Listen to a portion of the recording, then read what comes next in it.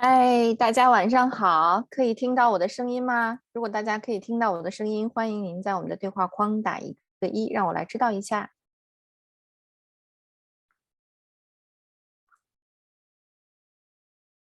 好，谢谢，谢谢，非常感谢大家再一次来到我们华美人文学会的讲座系列，我是主持人刘畅。今天我们请到的这位嘉宾可以说是跟我们的中国文化息息相关，但是呢，他又是一个这个从这个严格意义上来说，他并不是一位这个中国人哈，所以这个我们今天这个文化冲撞还是非常的有趣的。那么关于我们嘉宾的具体信息呢，稍后我们有2位嘉宾将会给大家介绍。那么在我们讲座开始之前，我还是按照惯例给大家介绍一下我们整个讲座过程当中的一些规则。首先呢，在您进到我们的这个会议室的时候，您的声音还有视频默认都是关闭的。那么如果在我们的过程当中，您的声音还有视频不小心被开启，请您自行关闭。我们希望我们今天的精彩讲座还是可以在一个安静的、不受打扰的环境当中，来顺利的进行。那么，如果您有什么问题或者想互动的话题，我们在讲座结束之后呢，会留给大家一部分的时间，我会代表大家向我们的讲座嘉宾来进行提问还有交流。所以在我们的过程当中，非常欢迎您把您想互动的话题还有问题打在我们右下方的对话框，那么我们会呢实时的来更新。那么在结束之后呢，我来这个替大家向我们今天的讲座嘉宾来进行提问。那么今天呢，我们稍微要可能给大家一个小提示，就是我们今天的这个讲座啊，将会用英文来进行，所以呢，您的这个问题可以用中文，也可以用英文来提问和交流哈。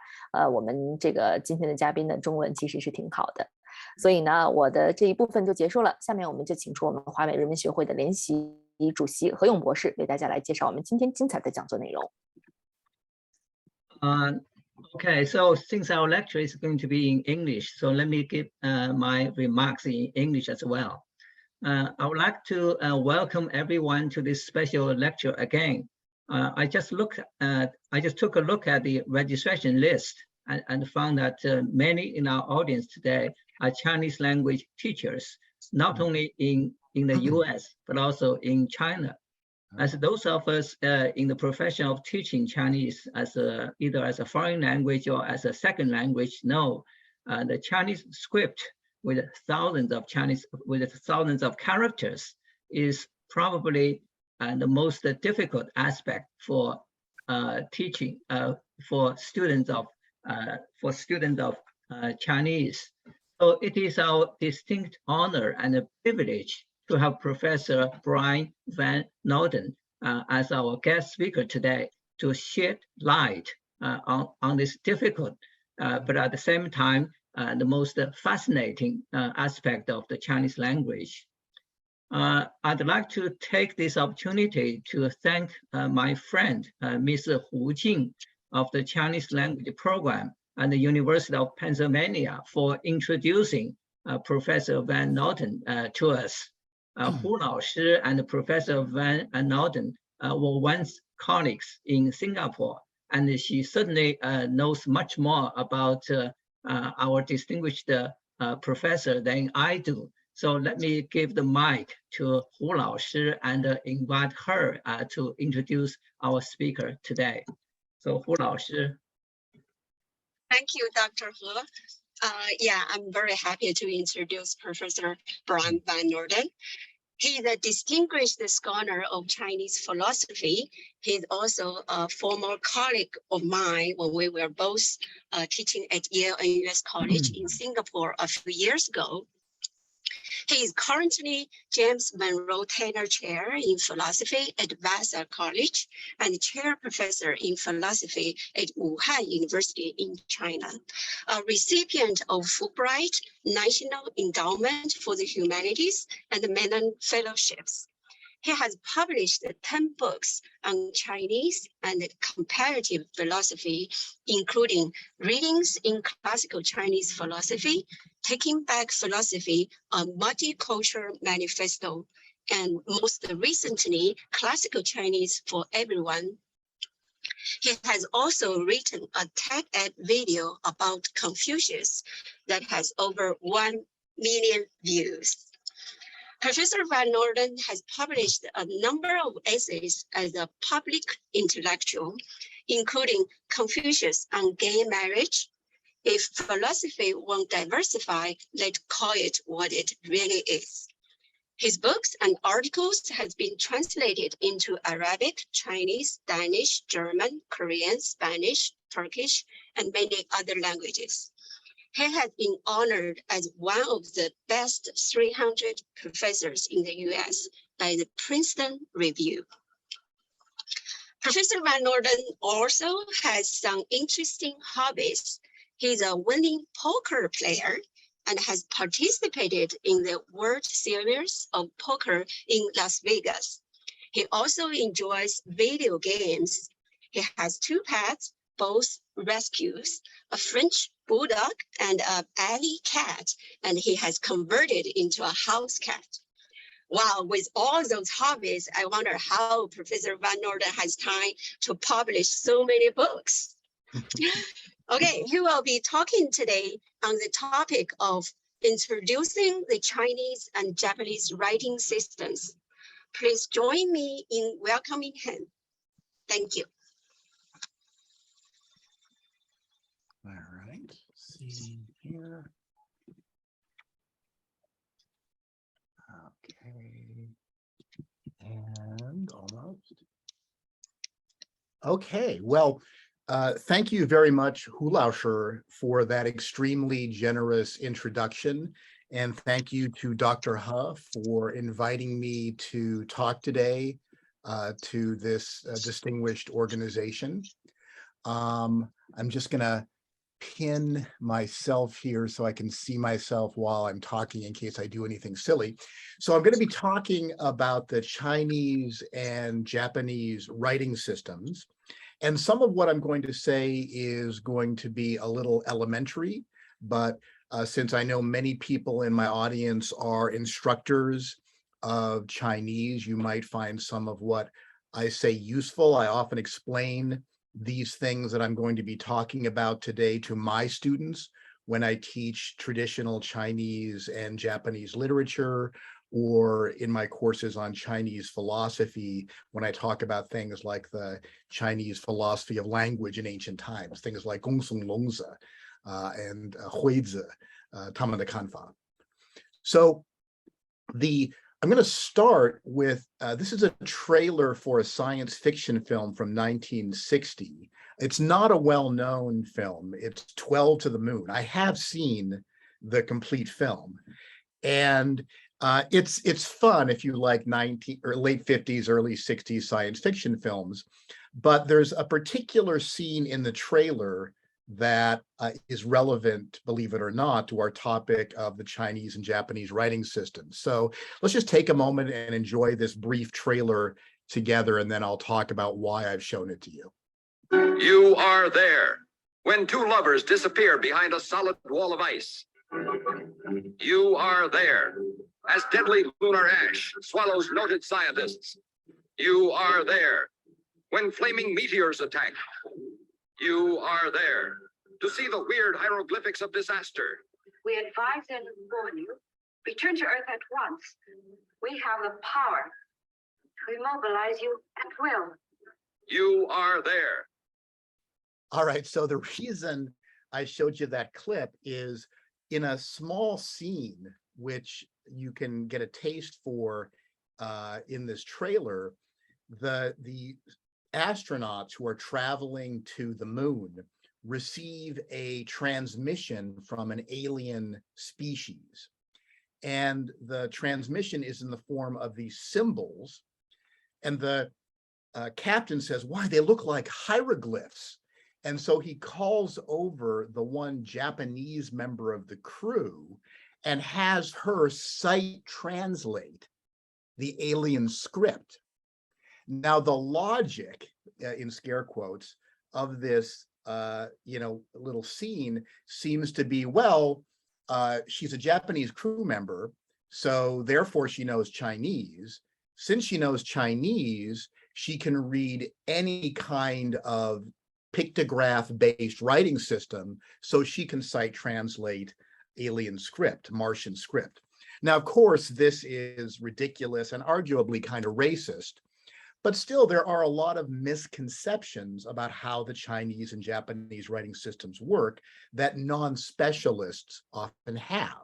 So that if you ask the average American or the average student coming into their first Chinese or Japanese class, they may have these misconceptions. They may think that in Japan, they use the writing system just the way they use it in China, or they may think there's something magic about the kanji or the hanzi and the way they're related to meaning. So part of what I want to address in this talk is some of those common misconceptions, or if you like, myth conceptions about the Chinese and Japanese writing systems.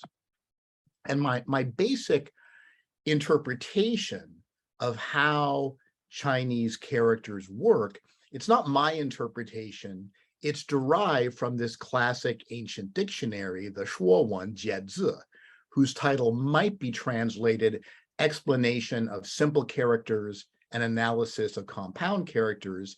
And this was compiled originally in the Han Dynasty by Shu Shan. And in his, we call it a preface sometimes, although technically it's a postface. In that work, Shu Shan gives 6 categories of Chinese characters. Now, if you know about Shu Shan's categories, you know one of those categories, the 6th one, no one's really quite sure what he meant by it. You may have your own theory about it and you're entitled to it, but still there's been a lot of dispute about that. But the other 5 categories that Shu Shan came up with, I think, and many other people think, are still very valuable for understanding how do the characters get created in the first place? How do they get their meaning?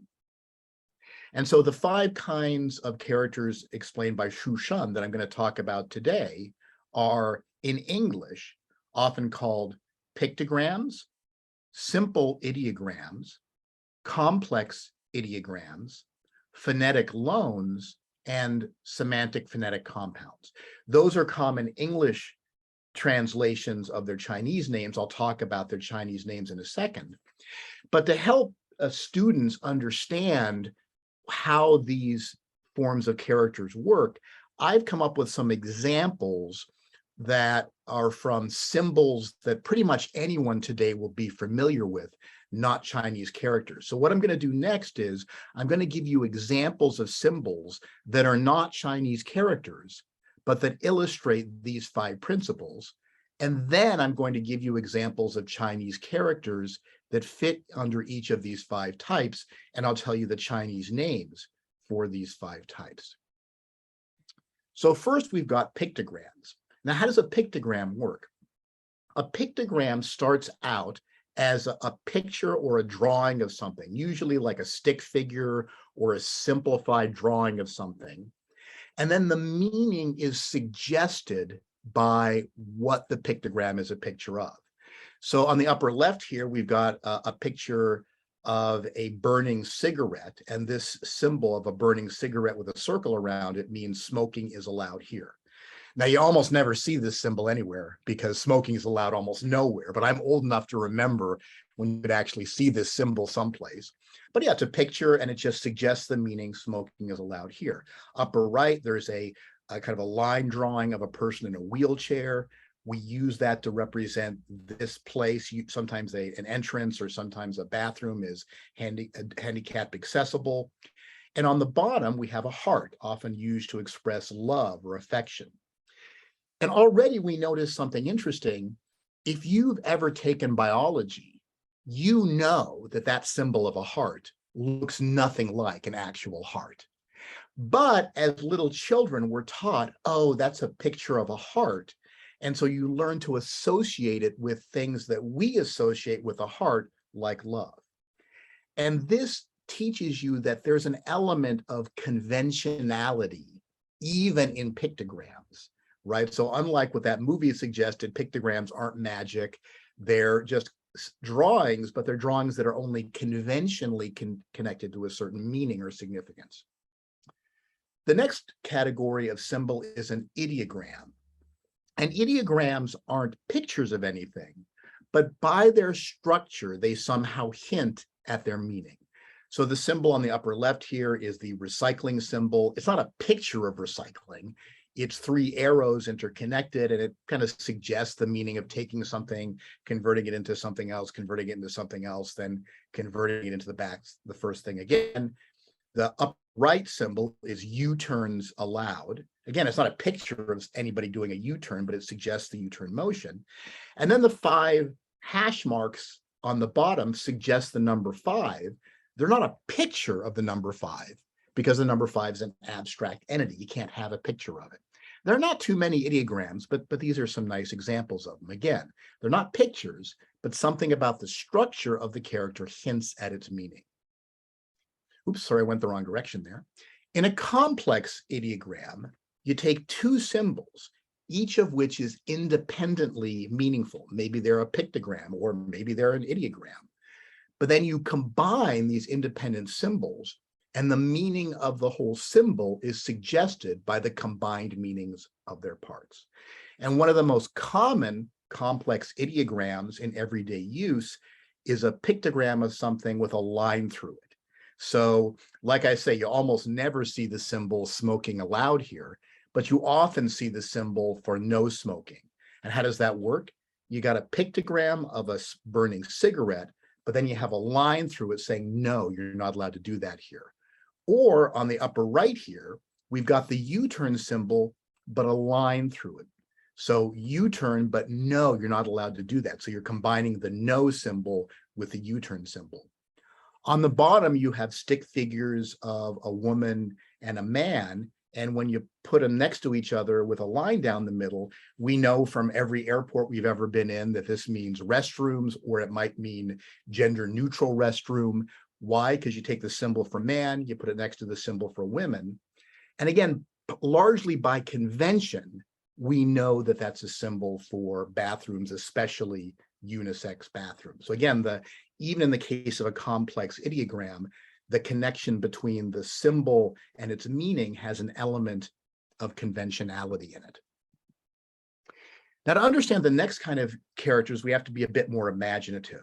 When I don't know if they still do this with kids, but when I was little, one of the fun things that we would do in grade school is we would do little games like this, where you come up with a sentence that doesn't have any ordinary words.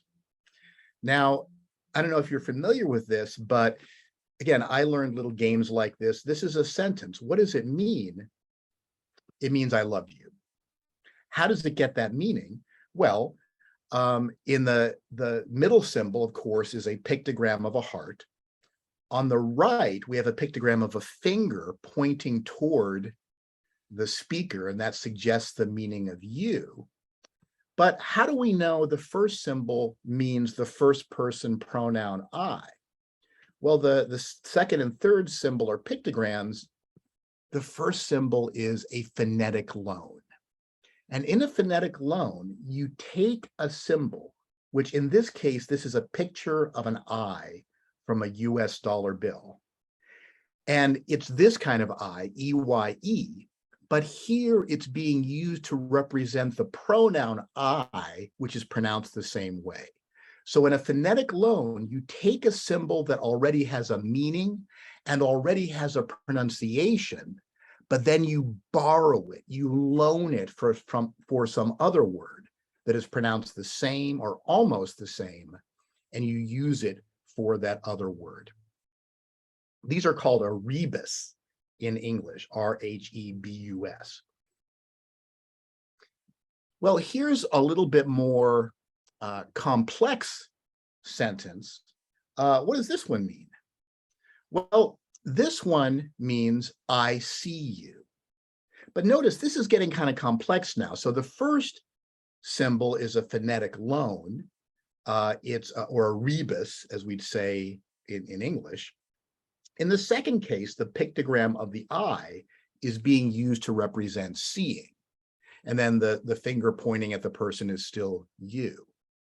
Now, we understood this sentence, but if we had a complicated language with lots of symbols like this, it might get confusing trying to figure out when is the I pictogram for the first phonetic loan for the first person singular pronoun I? And when is it an actual pictogram of an eye that refers to something like seeing? Or when does the eye symbol refer to the physical organ of the eye? And so you might start combining characters to disambiguate symbols that would otherwise be ambiguous. And so you might get a sentence like this: I see you, but written in a different way. In this case, the second and the third character are pictograms. The first one is a semantic phonetic compound. Why? You have one part of the symbol, the I symbol, that gives you a hint about the pronunciation. It's pronounced I. And then you've got another part of the symbol, a stick figure of a person or a man, and that suggests, oh, we're using this symbol to represent something that sounds like EYE, but has to do with a person. Oh, it's the pronoun I. I get it. And that is called a semantic phonetic compound. So these are, I had to get a little clever towards the end here, but most of these are kind of, simple everyday illustrations of these principles. But how do they apply to actual real Chinese characters? Pictograms, that's going to be 象形字 in Chinese. Here are some examples of pictograms. And I can tell by my audience names that the vast majority of our audience, I'm not going to tease you about what these mean, because the vast majority of people in my audience already know what these mean.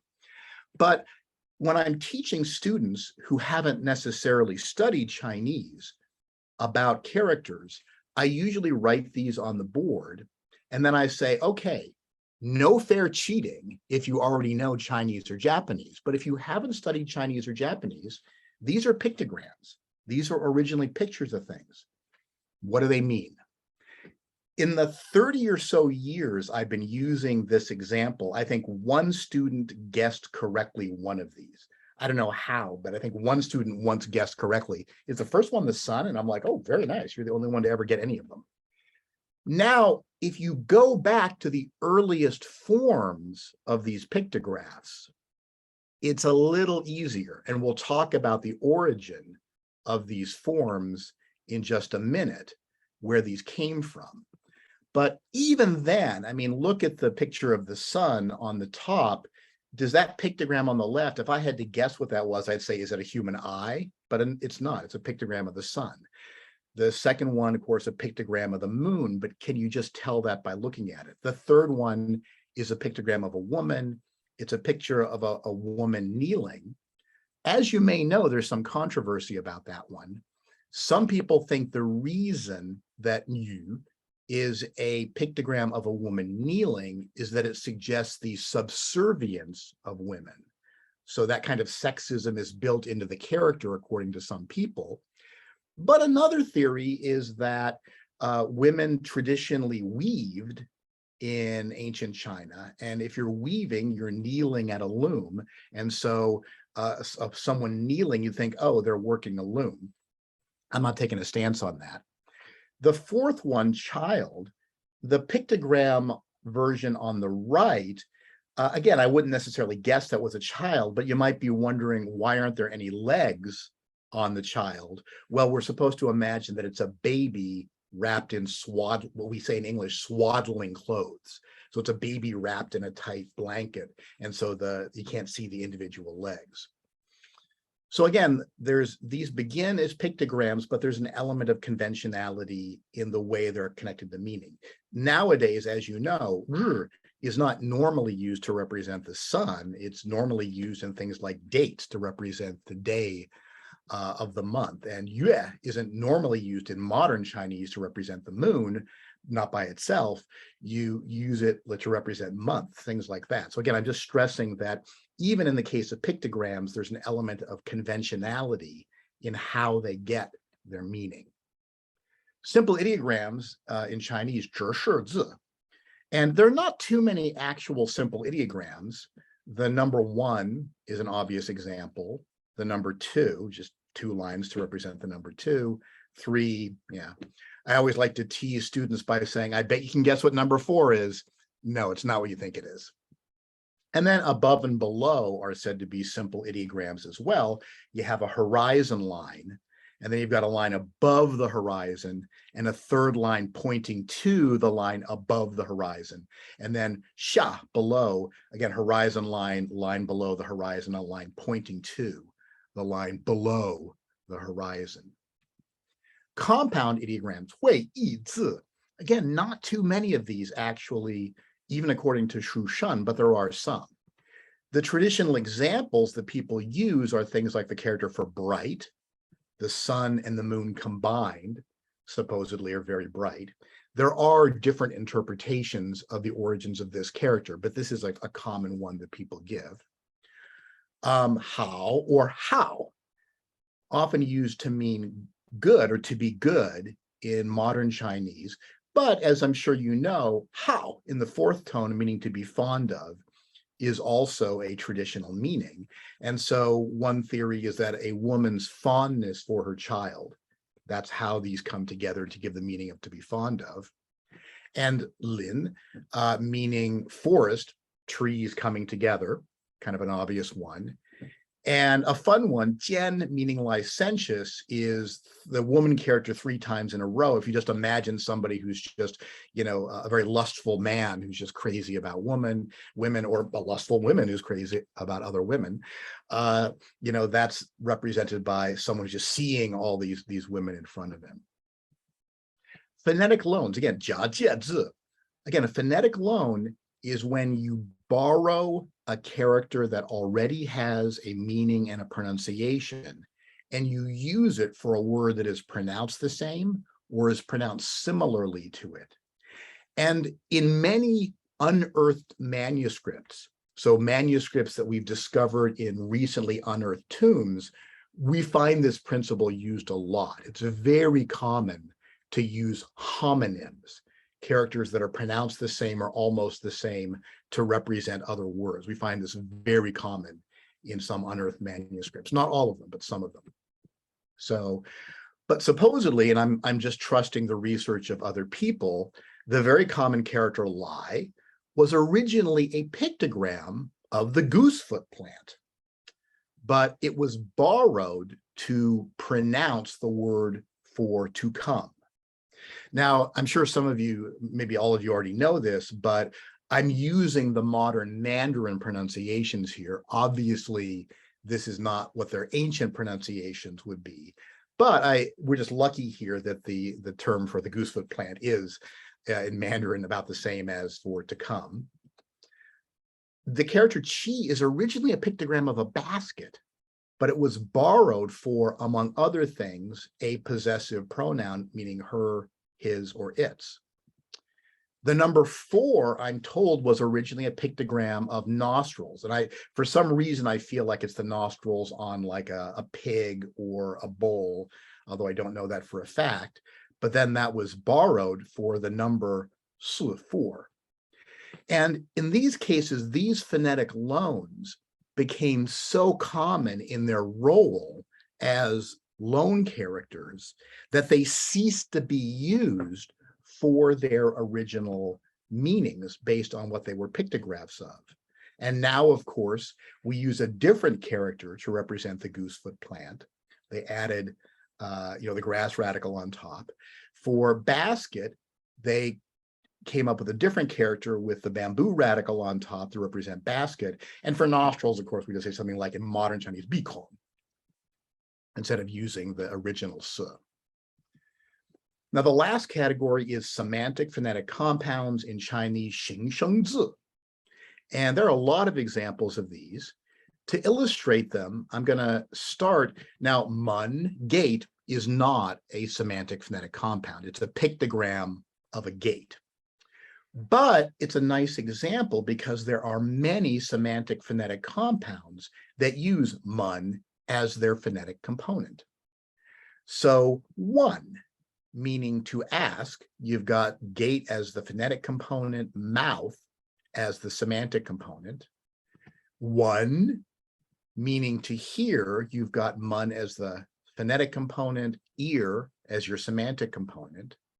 The pluralizing suffix mun, Again, gate is your phonetic component, and a version of the person radical on the side is your your semantic component. And mun, you've got gate as phonetic, and then heart as semantic, meaning to be sad. And again, you decide, since I know that many of my audience are teachers tonight, you decide what works best with your students, but I find explaining these categories to my students helps demystify Chinese characters, and they begin to see, oh, there's a system here that goes back a long time, and it's an indigenous, Chinese scholars came up with this system, and it helps me to understand the structure of the characters. Now, it turns out statistically that about 97% of Chinese characters are semantic phonetic compounds. In fairness, a lot of times the phonetic compound isn't as helpful as it is in those examples that I just gave. But still, understanding that that's how the character is structured is often really useful information. And part of what this shows us is that, part of what's silly about the example from this movie and from this trailer, because there is an important phonetic aspect to most Chinese characters, in fact, all of them. And by the way, if you're wondering, yes, as we go back to the earliest forms of Chinese characters, the percentage of pictographs and ideograms and compound ideograms goes up. But I'm advised by people who specialize in this that even in the earliest forms of the Chinese language we've discovered, still the majority are semantic phonetic compounds. Well, one of the big controversies in writing Chinese characters is the distinction between traditional versus simplified characters. And so I like to explain to my students, so if you want to say to study, 学习, traditionally you'd write it like this, but after Chinese communists gained control of the mainland in the Chinese Civil War in 1949, a few years after that, they simplified many characters, not all of them, but many of them, in the hopes that it would improve literacy and make it easier for people to learn to read and write. Sometimes the simplifications are very extensive, like they are in this case.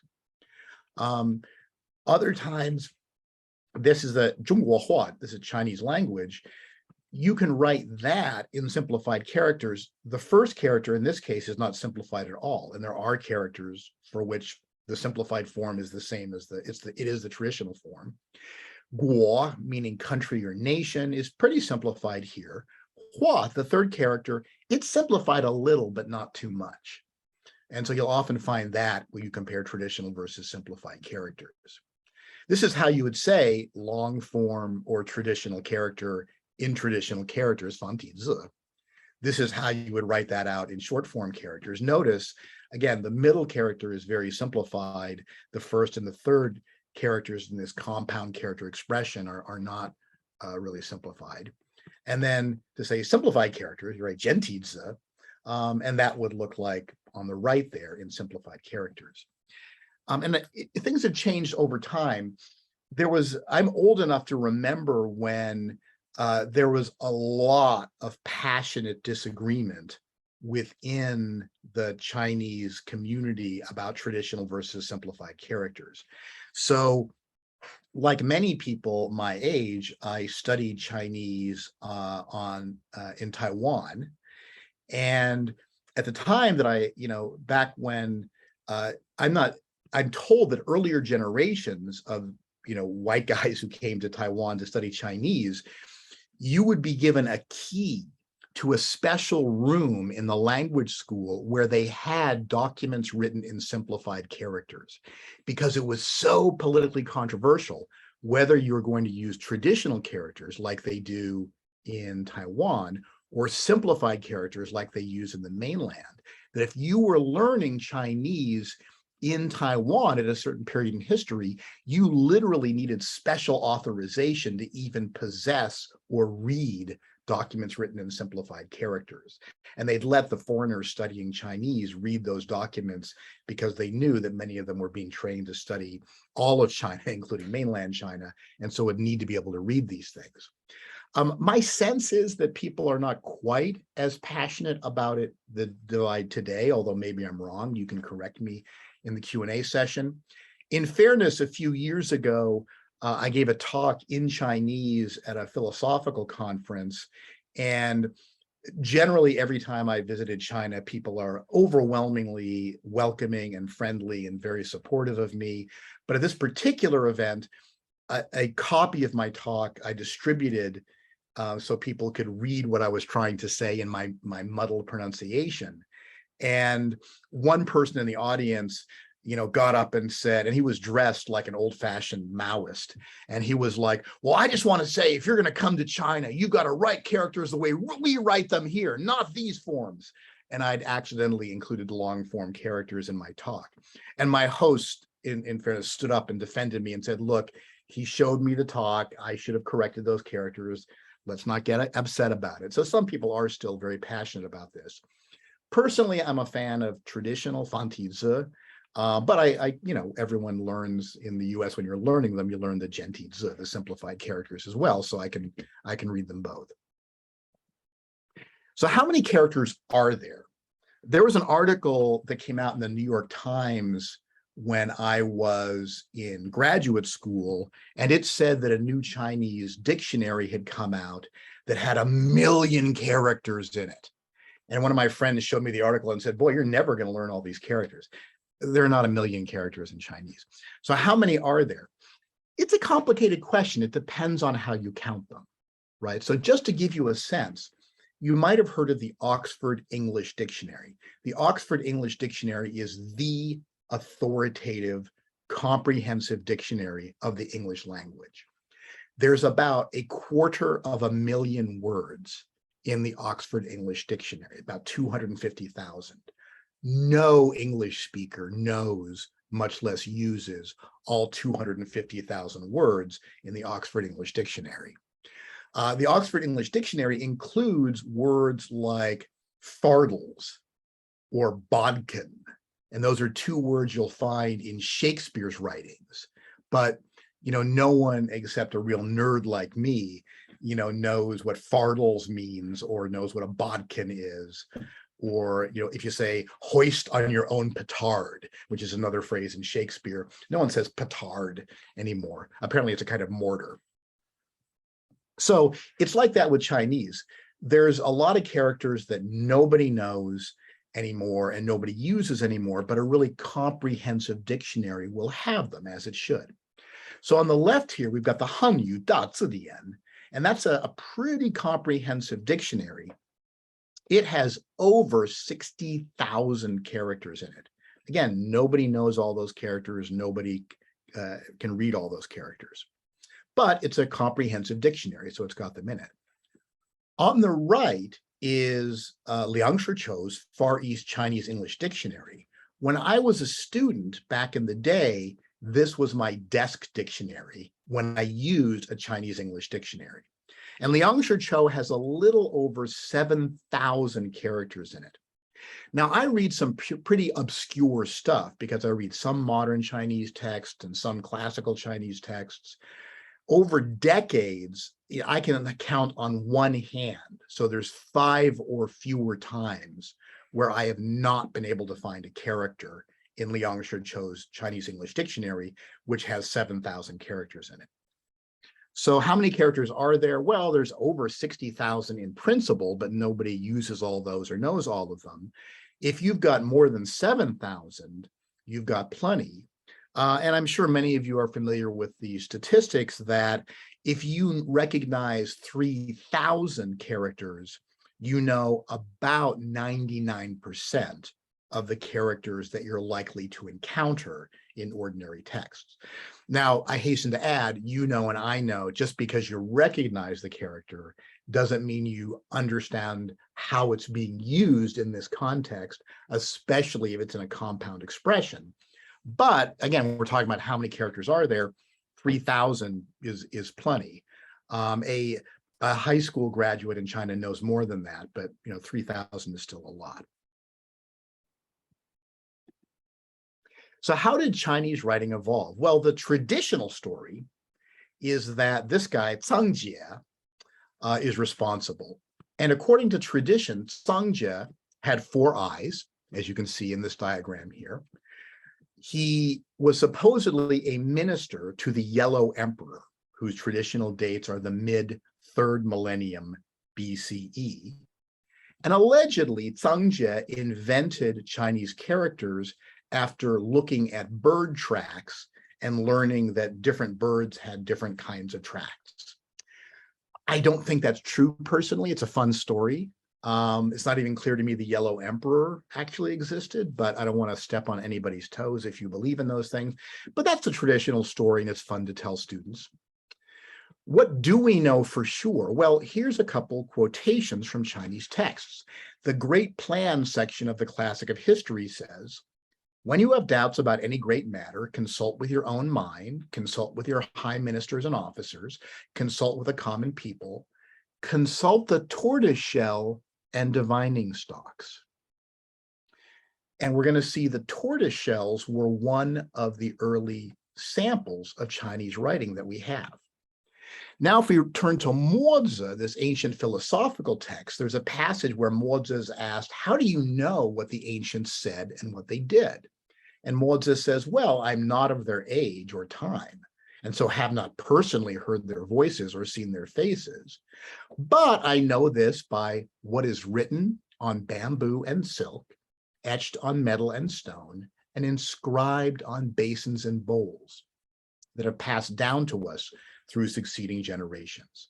So remember that the shells, the bamboo, the silk, and the inscribed metal and stone basin and bowls. The earliest samples of Chinese writing that survive to this day are oracle bone inscriptions. And these things are fascinating. I wish I had more time to go into the whole oracle bone situation, but in ancient times, particularly in the Shang dynasty, although we have some samples that date from the Zhou dynasty, the king would divine the will of the spirits and divine the future by preparing bones. They're often the plastron, the bottom part of a turtle shell, but sometimes they would use like the thigh bone of an ox or something else. They would prepare them, dry them, and then they would apply a heated rod to them, and then they would intone a ritual question in both a positive and a negative form. And then they would apply the heated rod to the bone, and it would crack. And using some method we no longer understand, they would read the cracks. Then, if we're really lucky, they would inscribe on the bone the question they asked. And if we're really lucky, they'd inscribe the answer they got. And if we're super lucky, in a few rare cases, they inscribed what actually happened in the end. And these are our earliest surviving samples of Chinese writing.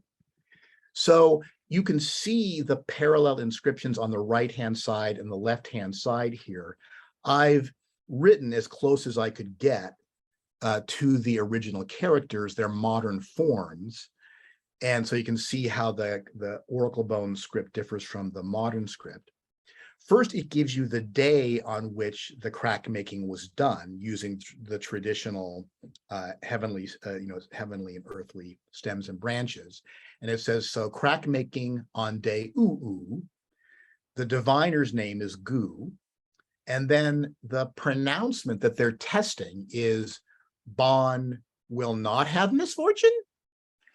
But then they write on the opposite side, the mirror image, the opposite result.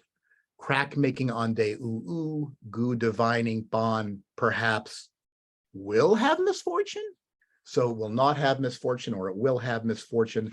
They write it in these two ways, and we suspect this is what they intoned while they were producing the cracks. And as I said, we know that the characters were written after the cracks were done.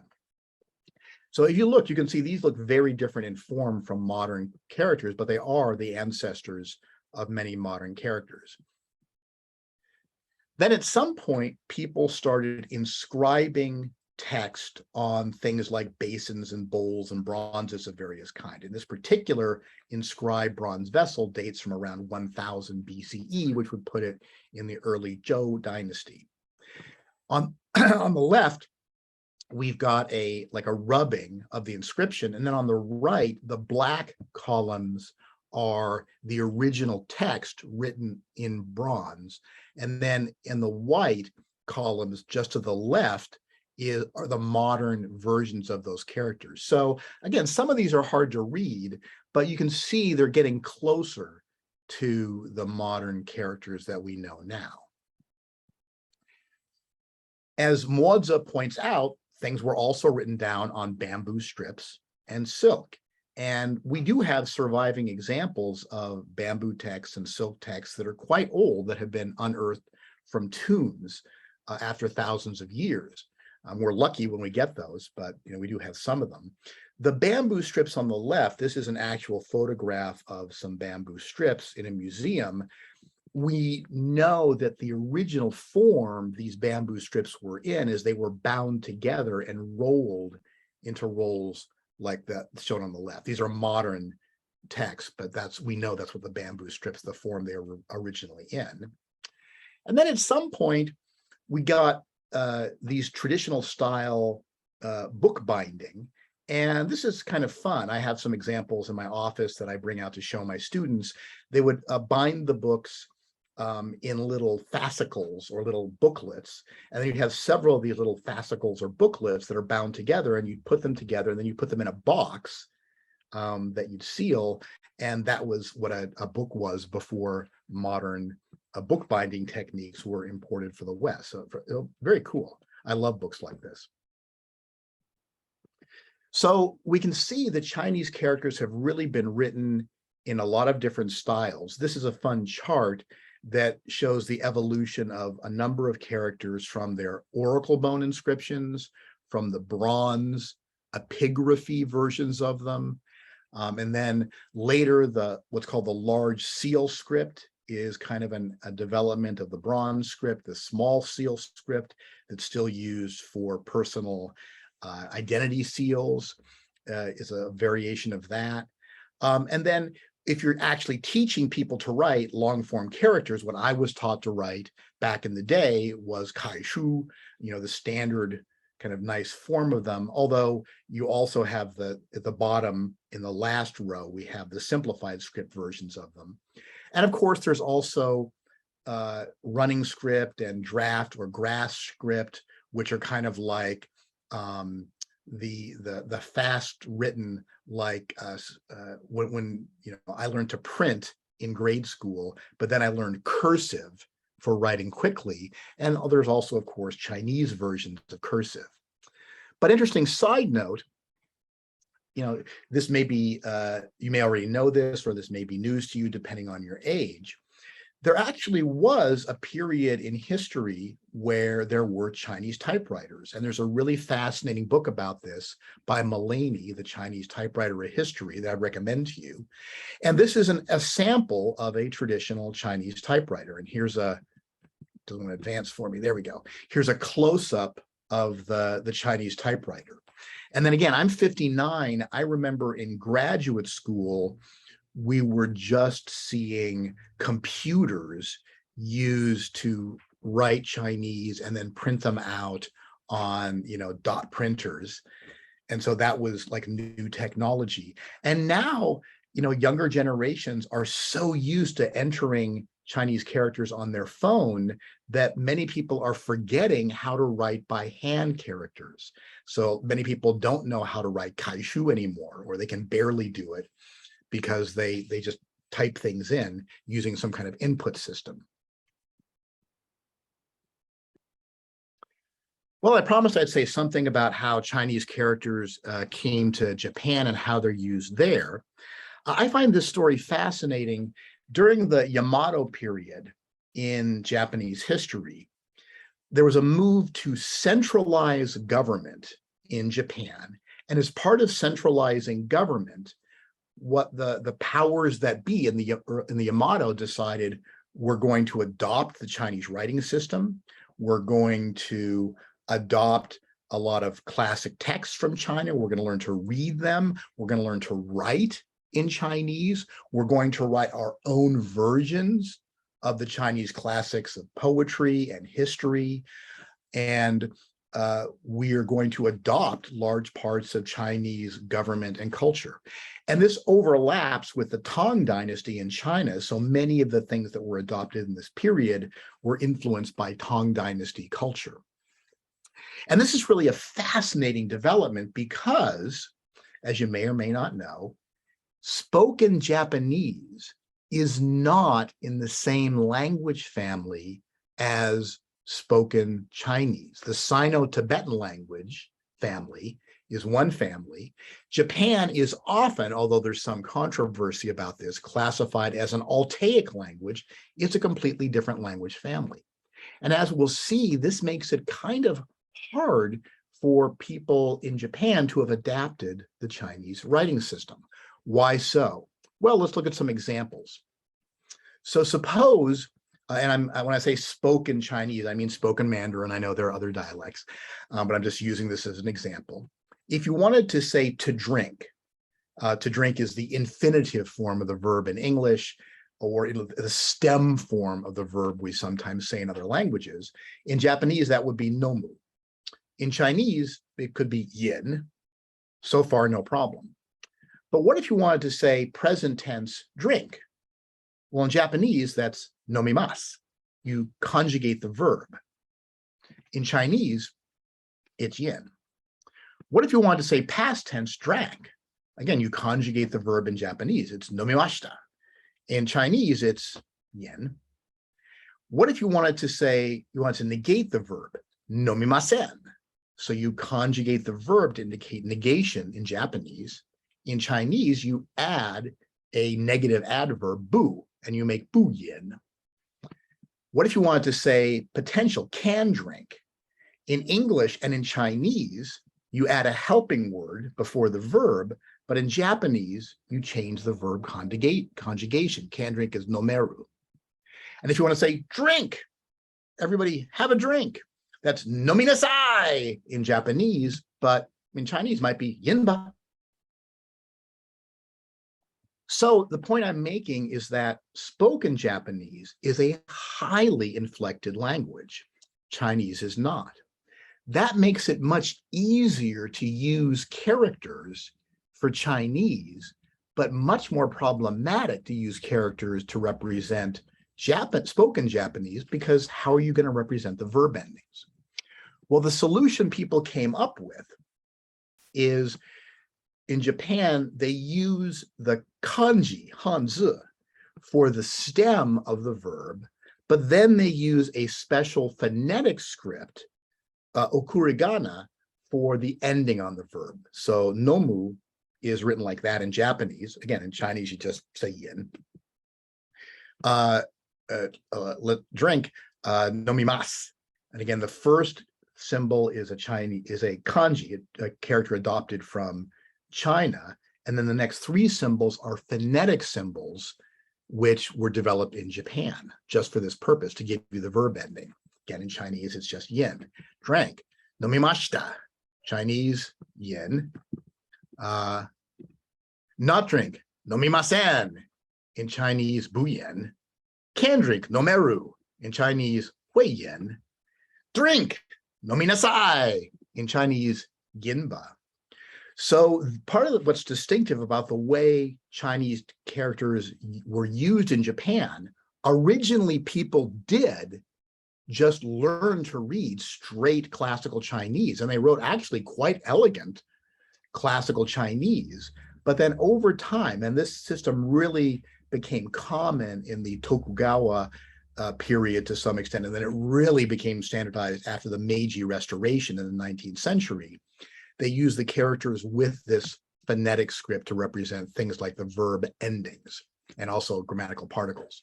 Now, there are actually two phonetic scripts they use in Japan, hiragana and katakana. And they use them in slightly different contexts. We don't have time to go into that here. But how did hiragana and katakana develop? This is a wonderful video I found online. I won't show you the whole thing. We'll just watch a little bit of it. it shows you how the hiragana, this phonetic script used to represent things like the endings on verbs, developed from characters. Let's just watch this together for a moment.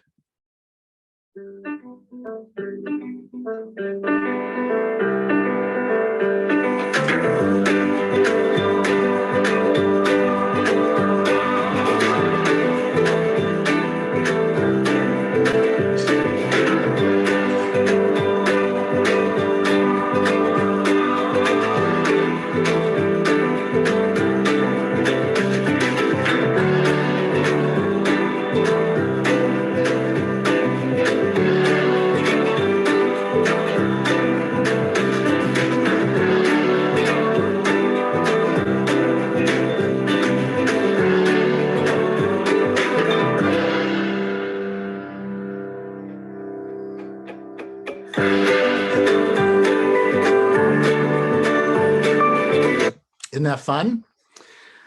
So that's how they develop the hiragana. The katakana develop similarly.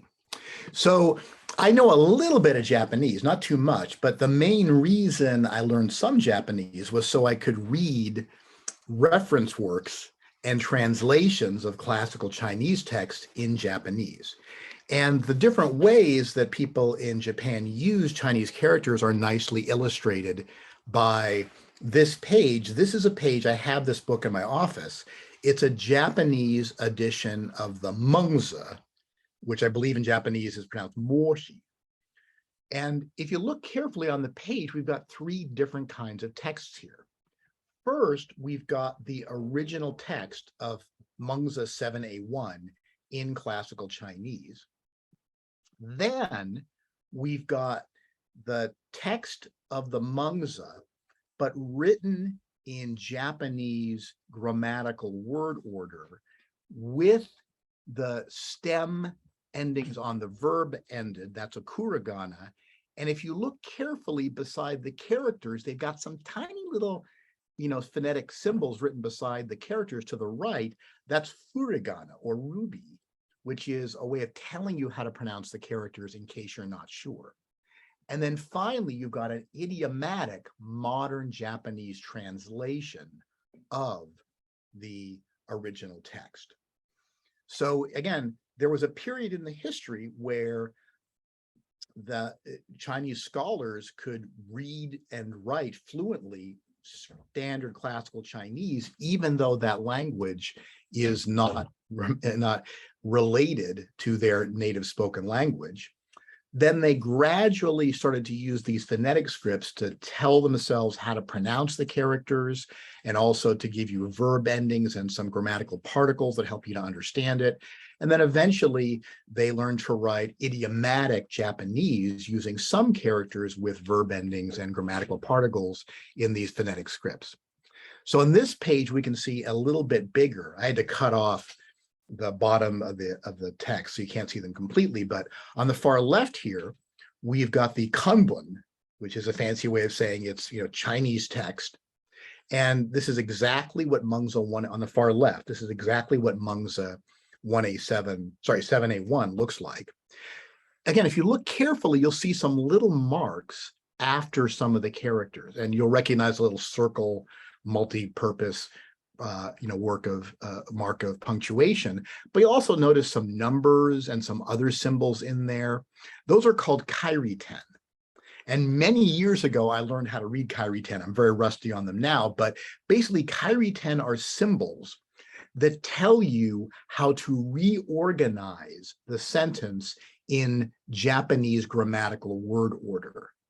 And if you can use them, they're kind of useful, because if you're stuck on a passage in classical Chinese that's hard to read, there'll be a Japanese scholar who's translated that, and there'll be an edition that's got the kanbun with kairiten, and you can understand, well, this Japanese scholar who spent years studying this, what was her or his opinion about the grammatical structure of this passage. It's even easier in the middle part, which is the kanbun with okurigana and furigana. So the symbols that are going to give you the conjugation after the verb, and then the symbols that are going to tell you how to pronounce them.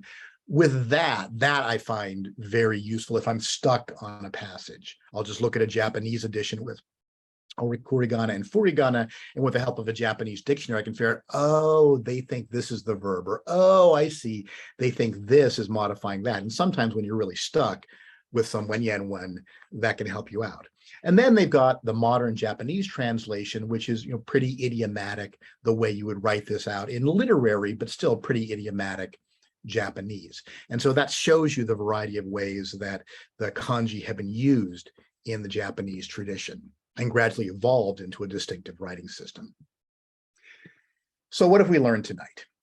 Well, one thing we learned is that according to traditional Chinese way of categorizing the characters that goes back to the Han Dynasty in Shushan, there are 5 kinds of Chinese characters, which in English we often call pictograms, simple ideograms, complex ideograms, phonetic loans, and semantic phonetic compounds.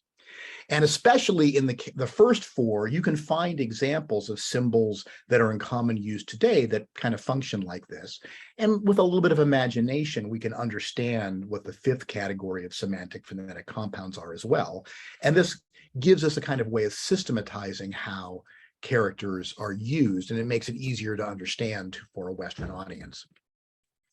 Chinese characters have been written in different styles over the years, and some of them you require special training to even recognize the early forms of these characters. And even today, I don't know about you, but whenever someone shows me, hey, you know Chinese, Brian, and they'll show me a scroll that they bought, or something, like a silk scarf that's got some characters on it, it's always written in like Cao Shu or something that's really hard to read. And I gotta say, I'm not sure what that means. I gotta be honest with you. So, but again, characters can be written, and also there's a distinction between the Fantizi, the traditional or long form, and the Gentizi, the simplified or short forms of the characters. Japan adopted Chinese characters, and at one point, Japanese intellectuals could fluently read and write Chinese, even though the Chinese writing system is not very well suited to spoken Japanese. But over time, they gradually evolved 2 phonetic systems, hiragana and katakana, to represent syllables in Japanese, and that allowed them to write verb endings and to write some words for which there weren't characters in common use. And that's the system they continue to use to the present day. And we learned that Chinese characters are beautiful and interesting, but contrary to some science fiction representations and some misunderstandings in everyday world, they're not magic hieroglyphs that you can just look at and see their meaning. There's always an element of conventionality in the relationship between a symbol and its meaning. And there's also a lot of phonetic information that's conveyed by many characters, even though sometimes today the phonetic element may be obscure to us.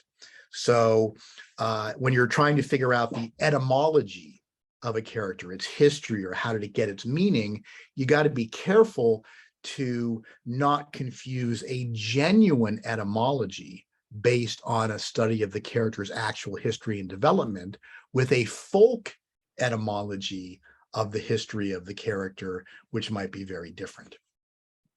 So thank you very much for your attentiveness. I hope you found something useful in my presentation. I'm Professor Brian Van Orden from Vassar College, and I look forward to your questions. Thank you.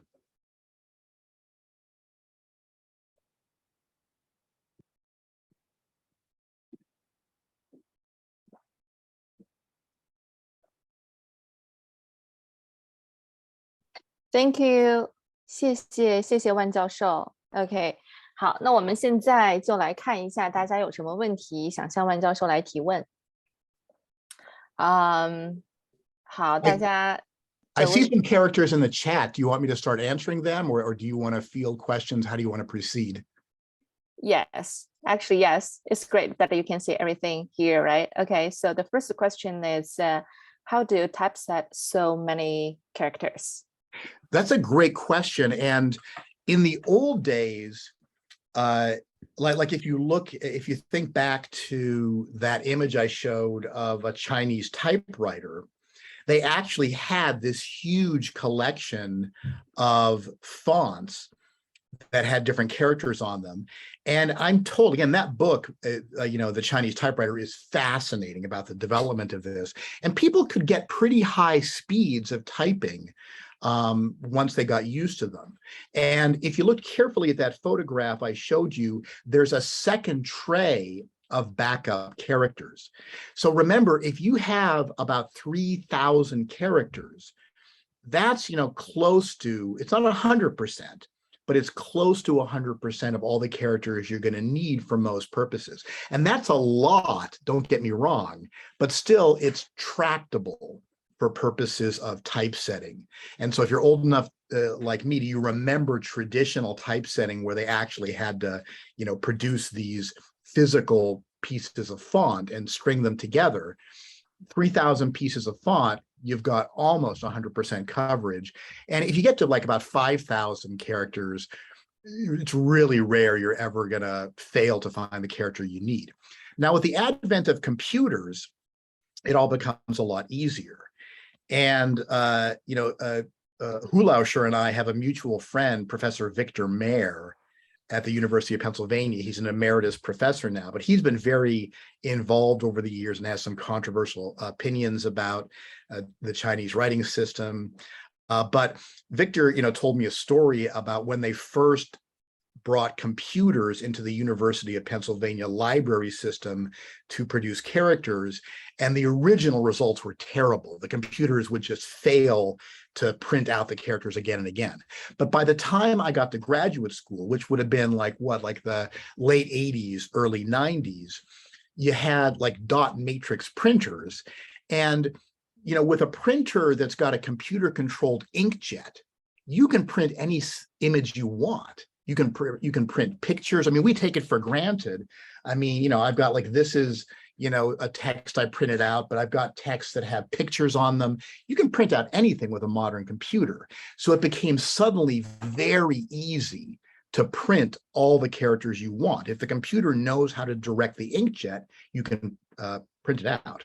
And I think many people in the audience will know this, but if you're not as familiar with Chinese characters, a question people often have is, well, how do you input the characters into the computer to print them out? And the thing is, you just enter on a keyboard using pinyin, the most common romanization system. You enter the English pronunciation. And if you just enter a single syllable, it'll give you a list of characters that are pronounced that way. But if you enter a polysyllabic expression, it'll really narrow it down, and it might narrow it down to one polysyllabic set of characters, right? So if I typed in phonetically 中国话, which means, Chinese is a spoken language, that's 3 characters. I bet all I'm going to get is those 3 characters, 中国话. Maybe there's some other expressions I'm forgetting, but it'll really narrow it down. So, but this I remember it puzzled people. How will we ever get computers to handle Chinese characters? It turned out to be a lot easier than we thought. And like I say, nowadays, a lot of my younger Chinese friends, I ask them, what's the proper stroke order on this character? And they don't know, because they never have to write it out. They just, they type messages to their friends on their phone, or they write out their essays on their computer. So that's a great question. Another question someone asked is, are all languages? Yes. Yeah, go ahead. Do you want to read it? Okay. So next question is, are all languages considered phonetic languages, or would Chinese rather be considered an ideographic language? So 一个是表音文字，一个是像这样表意的文字，对。Yeah. Another great question. I'm going to tell you this. I found this following fact fascinating, right? How many times would you guess in history alphabets were invented? Just think that, for how many times, like 20 times, 100 times, 15 times, 10 times.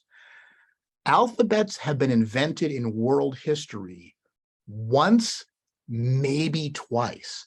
Isn't that amazing? So an alphabet is a system where you've got distinctive symbols for representing consonants as opposed to vowels. There are many languages that have a syllabic script, So for example, the hiragana and katakana are syllabic scripts. It turns out that Egyptian hieroglyphs are actually a syllabic script too. And that's an impressive accomplishment. I'm not, putting that down. That's awesome. But the alphabet was invented by the Phoenicians, who were a trading people around the Mediterranean. Because they were trading across different cultures, they needed a way of representing many different words in different languages. And so they came up with these symbols that they attached to particular consonants and then later particular vowels. And that's an alphabet. Every alphabet that we know of is somehow derived from that Phoenician script, including alphabets you would think look really different, like classical Greek and the Roman or Latin alphabet and the Cyrillic alphabet and the alphabet that Sanskrit is written in. They're all derived from this. Is that the only time in history an alphabet was invented? Maybe not. Korean script is also an alphabet. Mm-hmm. Some people try to steal that achievement away from Korea and saying, oh, Korean ambassadors in China learned about alphabet from the Mongols who were using a script, and that's where they came up with it. I think that's mean.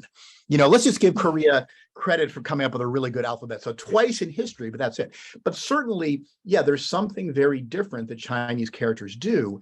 And there has been controversy about the extent to which Chinese is a phonetic language. And I'll just give you my opinion. I'm on the side of those who say, look, 97% of contemporary Chinese characters are semantic phonetic compounds. Sometimes the phonetic component, I'll be happy to agree with you, isn't all that helpful, because sometimes it was a helpful phonetic component when the character was developed. It's not as helpful now. But there is a phonetic aspect to Chinese characters. And I didn't talk about this too much in this talk, but again, there's a lot of folk etymologies for many Chinese characters. And I tell people, look, if a folk etymology helps you to remember a character, good on you, good for you, you stick with that. But there's a difference between a folk etymology or a mnemonic, something that helps you remember the character versus what the character actually means. So, for example, consider the character Qi, which is a traditional character going back thousands of years. It can refer to mist or clouds, things like that. It's a common term in Chinese philosophy. People will often say, oh, well, Qi originally refers to the mist arising over heated rice, like in a rice cooker. That's a mistake, because the rice radical is in the modern form of the character for Qi. It's not in the early form of the character that we've unearthed in early manuscripts. And although rice was known to people in the Yellow River Valley, it wasn't a staple crop. Northern China, people grow grain. Southern China, people grew rice. And so rice was not a staple crop when the character Qi was first developed. That's a small example, but it just shows you got to be careful about looking at the character and coming up with a memory aid like, oh, I get it. Qi is mist, like, if you're cooking rice on the stove. If that helps you remember it, that's great. But if you're thinking that's the original meaning of the character, I'm sorry to inform you, it's not the original meaning of the character. So great. Thank you, Wan Jiaoshuo. So I'm also a Chinese teacher. So I've taught Chinese like the two international students for more than 10 years. So here's the one thing that I'm always kind of like, I was in the dilemma, because, like Chinese characters in basically now two systems. One is the simplified characters and one is the traditional forms. So I taught both. But, for the simplified forms, a lot of characters actually lost the meaning. So, sometimes I feel like it's a little bit hard to explain, how it became like this way. So here's a question about that. Professor Van Noorden, have you ever read any article written both in traditional Chinese characters and in simplified Chinese characters? What different responses could that possibly generate, and why? Thank you. Yeah. Yeah, I mean, again, this was, I can't speak as much now, but my sense is this issue of traditional form or long form characters versus simplified or short form characters used to be a real political hot button in the Chinese community, including the Chinese American community, and people got quite passionate about it. Like I say, I've run into people who are still really passionate about it. But again, I'm just giving you my personal impression of it. I enjoy reading the long form characters because I do feel like they give me more information. So ironically, the impetus to go to short form characters was to help with literacy. But if I'm reading, I want as much information in the character as I can get to help me remember it. Now, when I'm writing, it's it's easier sometimes to write the short form characters. And sometimes, again, occasionally I'll be writing notes to myself in Chinese and I'll be like, oh, geez, what's the character? Oh, I remember the short form character, like T as in Fantizi or Gentizi, that T. The short form is so much easier to write. And so a lot of times I try to remember how to write the long form, but sometimes I'm just like, oh, forget it. I know how to write the simplified form. My life's easier now. So I think that the short form characters are easier to write, but my impression is that the long form characters are easier to read. And I'll be interested to see where China goes in the long run here. I think there might be a bit of a trend to be a bit more traditionalist in China. For example, as a philosopher, Kongzi was criticized so intensely during the Wenhua Dageming, during the Cultural Revolution. And now Xi Jinping is, running around praising Confucianism and quoting Confucius, Kongzi. So it wouldn't surprise me if there were a trend towards going back to long form characters. But then again, everyone who tries to predict what's going to happen in China turns out to be wrong. So I'm sure I'll turn out to be wrong too. So good question. But I think that's my opinion about long form versus short form characters. Okay, thank you so much. And so here's another question, actually very interesting. So when I taught Chinese, it's like, for example, like for every textbook in the first lesson, always kind of for grading, right? So 你好, 我叫 blah, blah, blah, something like very easy. But, in the vocabulary list, like 你好, 您, or something like that. So, it doesn't mean that first character you learn gonna be easy. Actually, it's very hard, like 我, like 您, very hard, right? So a lot of programs, language programs, they had experimental teaching way, they separated, like the speaking and listening is one part, and writing and reading is another part. So it means that they will not, grow up together. But I mean, so it turned out a lot of students actually, especially the students from alphabet, language system, as a mother language. So they could focus on, like the speaking and listening more, so they can develop so fast. But, like the reading and the writing still like, very beginning. So it's very hard for them to, get the corresponding level together. So as the Chinese language learner used to be, and also you're an expert of Chinese language teaching. So do you have any suggestions, or what is your experience? Yeah, I mean, I often teach classical Chinese at Vassar. And I've written that textbook, which I put on my opening and closing slide, which introduces classical Chinese to students who may have had no background in modern Chinese. And I know that in many programs, I believe this is true to the present day. It was certainly true when I started learning classical Chinese. You needed to take 2 years of modern Chinese, and then you could go on to take classical Chinese. But one of my teachers in graduate school at Stanford, David Nivison, experimented with teaching classical Chinese as an addition to his introduction to classical Chinese philosophy, which was taught in English. And so he was teaching classical Chinese to students with no background in modern Chinese, and it worked surprisingly well. And again, my former teacher at the University of Pennsylvania and our mutual friend, Victor Mayer, also has said, look, you don't need to have 2 years of modern to learn classical Chinese. That would be like saying you have to learn Italian before you can learn Latin. That's not true. So, but that's my main experience teaching. I don't really teach, modern like Putonghua or Baihua. So I tend to just rely on what my friends who are frontline language instructors like Hu Laoshi tell me. I think there's no shortcut. I mean, the way I learned it back in the day, you learn ni hao ma, and much later you learn people don't usually say that, and this whole thing, ni hao ma, wo han hao, Nina, wo ye han hao, and then you learn a few months later, no one says that. Don't. Yeah, exactly. Yeah. But, sometimes there are things that are good for beginners to learn, even if they're not really idiomatic. And again, learning those characters, you're right. The characters for ni hao ma, simplified or long form, those are kind of hard to start with. But I think that's still the way to do it.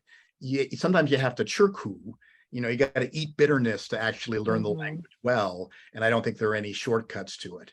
So anyway, that's my opinion about it. But I defer to people who are actually teaching Baihua on a day-to-day basis. And if they tell me different, I'm like, okay, you're the one on the front line on this issue.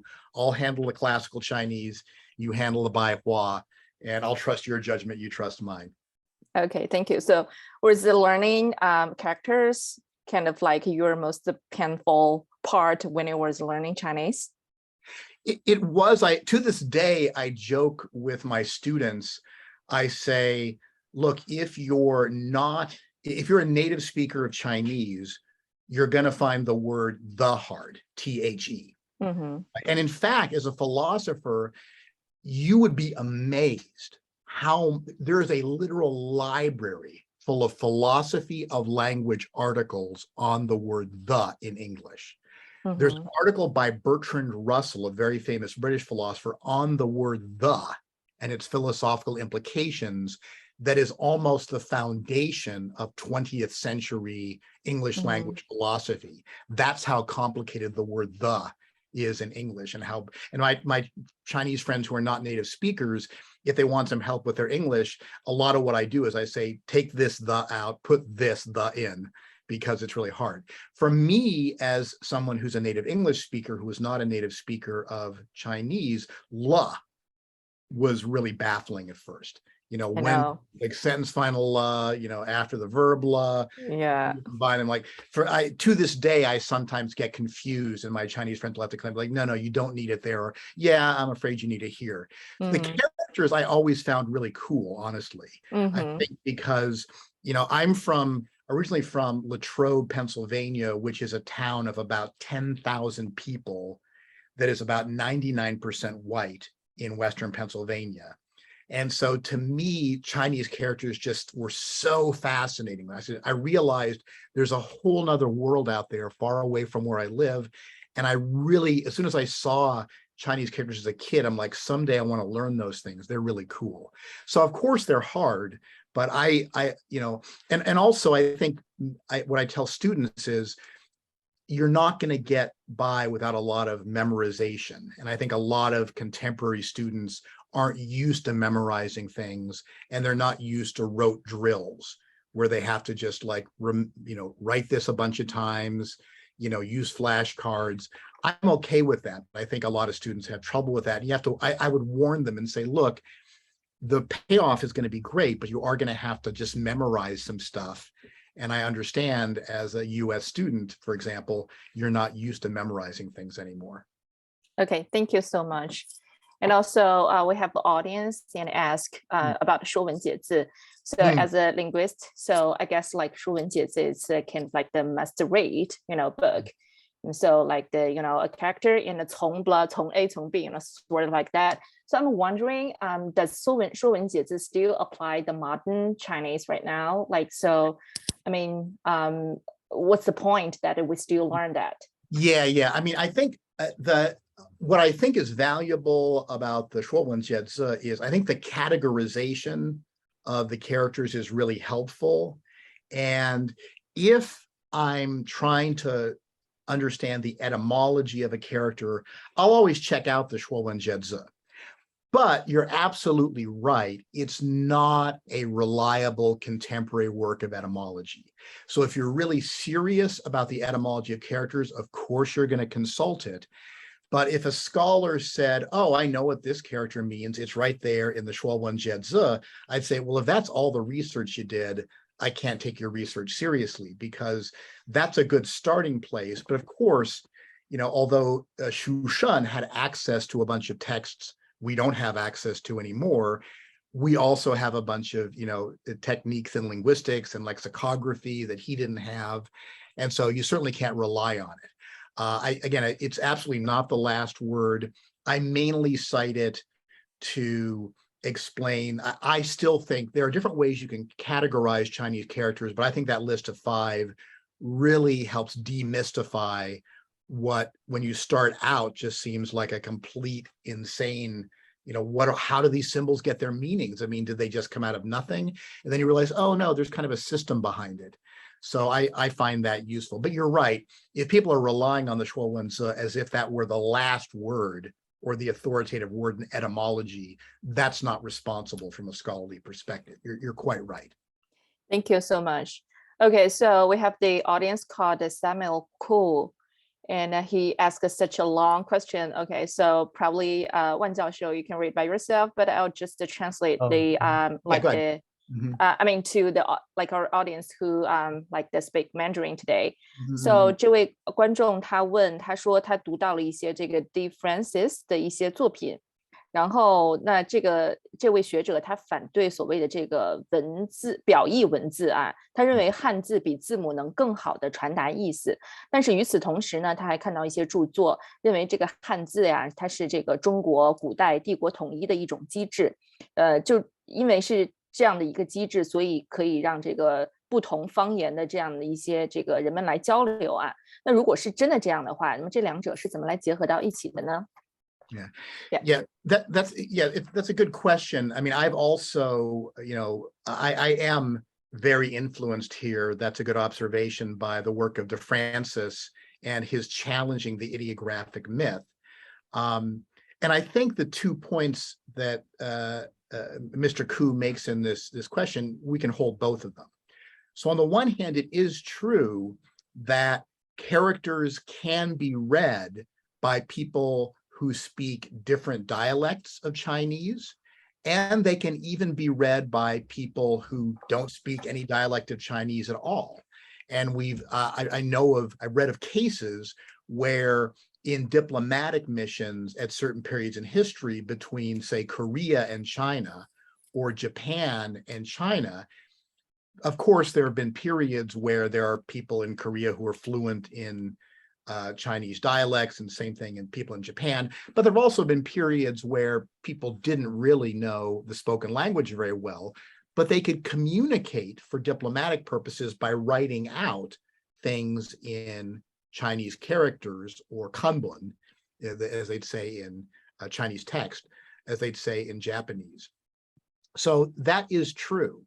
But what De Francis is opposing, when he talks about the ideographic myth, is De Francis is opposing the idea that there's no significant phonetic influence on the development or evolution of Chinese characters. And if you study the etymology of Chinese characters, De Francis says, look, 97% of characters in common use today are semantic phonetic compounds. We can identify the phonetic element in that character. So you have to take that into account in discussing how the character evolved. That's one thing De Francis opposed, and I'd agree with him. It's to understand the evolution of the characters, you have to think about what's the phonetic element in many characters. The second thing you have to keep in mind is, again, the language isn't magic. And I know that seems like such an obvious point that you might think, why do you have to make it? But again, occasionally I'll still get students, or sometimes even people who are native speakers and have learned as native writers and readers of Chinese script, and they think like, well, there's something special about these symbols where they directly represent meaning. without the need for any convention or any connection with the spoken language. And that's kind of why I stressed with the symbol, the heart symbol, right? The heart symbol looks nothing like, I took biology back in the day when we still dissected actual animals. And I'll tell you that no animal's heart looks like the symbol for heart, but we just learn conventionally that's supposed to be a heart, and then we associate that with love and affection and things like that. It's the same thing with even with pictographs, simple pictographs or simple ideographs or compound ideograms. There's an element of conventionality in the way they get their meaning. They don't directly represent meaning independently of convention or independently of spoken language. And so that's important to stress. So I think we can agree with both parts of this. Yes, Chinese characters have often been a medium for communication among people who had different spoken dialects or even different spoken languages. But to understand the evolution of the character, we have to take into account the phonetic element, and we need to realize that in any language, there's an element of conventionality in the way that the symbol is connected to the world. And I'll just say, because I'm a philosopher, there actually is a huge amount of literature in the philosophy of language talking about the way in which the connection between a word and its meaning is mediated by social convention. And because the relationship between a word and the world is mediated by social convention, there's always a level of ambiguity in the relationship between word and world. Thank you. 谢谢万教授。不用客 Okay, 气。 so then another question from Riff Chang. So he asked basically, like the people probably exaggerated the difference between 繁体字 and 简体字, but actually the most of the characters actually the same, right? So I mean, like as the student or like as a teacher, when we teach the like the characters, so if one student already learned the simplified or traditional font before, is that possible for them to learn another form easily? So basically, yeah. Well, the way I was taught it is, I recall we started out in first year Chinese, we learned the fantizi, the long form characters. And then in second year Chinese, they introduced the short form equivalents. In what I do in my classical Chinese textbook is I use the long form characters, but then in the vocabulary list in parentheses, if there is a short form, I give that. And part of the reason I did this is that my experience was many students of contemporary Chinese, Baihua, are learning the simplified characters and don't know the traditional fantizi as well. So I use the long form characters in part because I thought, well, this is another way that this class on classical Chinese can be a useful supplement to your courses in ordinary Putonghua or Baihua, because you can get more exposure to the traditional forms. Like I say, I kind of agree. I don't have too much trouble going back and forth between traditional forms and simplified forms. Once in a great while, I'll be reading a Chinese newspaper or something, and I'll take me a second to what character is that? Because I won't recognize the simplified form. But I think, like I say, traditionally, I think the reason the differences have been emphasized is it was connected to political issues. So if you use the traditional characters, where are they used in the Taiwan part of China, and where are the simplified characters used in the mainland part of China? And that distinction has been really politically complicated for a long time. And I think that's why that emotional baggage came along with the distinction between simplified and traditional characters. But I agree with you. I don't think it's a huge difference most of the time. And I can normally switch back and forth pretty easily. It reminds me a little bit of, if you're readers of English, educated readers of English can read Gothic script. And it's really fun to read Gothic script. If I see Gothic script, I'm like, oh, this is fun. But I can imagine if you're not a native reader of English, if you're confronted with Gothic script, you think, oh my goodness, what on earth is this? How am I supposed to read it? But once you get used to it, it's the easiest thing in the world to go back from Gothic script to ordinary Roman font. I'm not saying that's an exact similarity, but yeah, I would agree. You can go back and forth between the two. I don't think it's too much to teach people both, but again, I defer to people who have to teach this stuff on a day-to-day basis. I use the Fantizi in my classical Chinese course, as I say, because I feel like it's a useful supplement to students who aren't getting the Fantizi in their ordinary conversational reading and writing classes of Baihua. So that's one of the reasons I do it. But I think students really, it helps to learn both, and you can learn both. Okay, thank you. So maybe one last question. So I would love to ask Professor Wang. So I mean, I was like the Chinese language teacher at college before. So probably for most of the our teachers today as audience same. But actually, after I came to the U.S., I realized that actually the biggest Chinese learning market among the children is not kind of adult. So my question is, so do you have any ideas, or do you have any suggestions that for the children market that how we can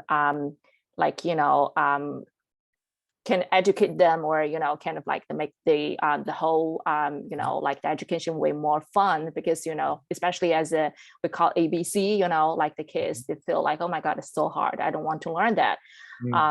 But actually this is could be super fun, as what you explained like in the past 1.5 hours. So yeah, we would love to end our speech today with this very interesting question. Sure. Well, actually, my kids are grown up now, but I have boy-girl twins, Longfengtai. Oh, nice. Yeah, I know. It is nice. It was kind of hard when they were both colicky at the same time as babies, but no, I'm really very fortunate. They've turned out great kids.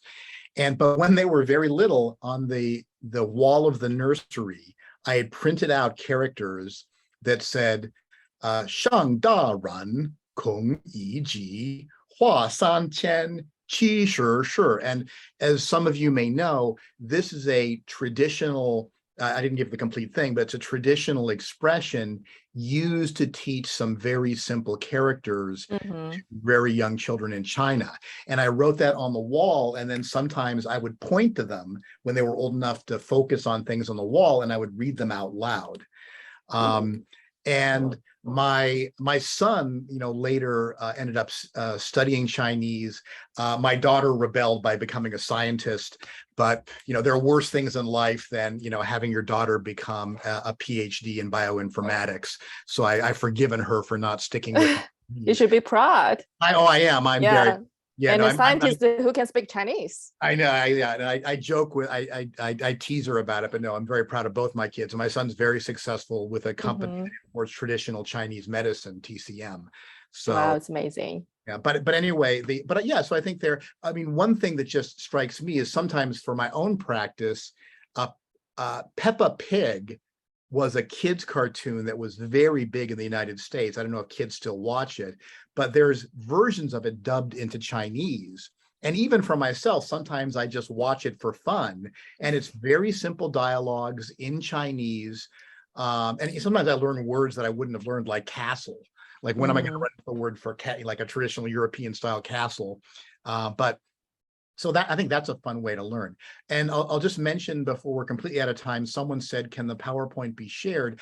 I'm always happy to share all my teaching materials, and I completely respect people who don't want to share their teaching materials because they put a lot of work into them and intellectual property, but I share everything. Thank you for being generous. So I'm happy to share that. And many of my lectures are available on YouTube. So I have a complete lecture series on Chinese philosophy from Kongzi through Xi Jinping.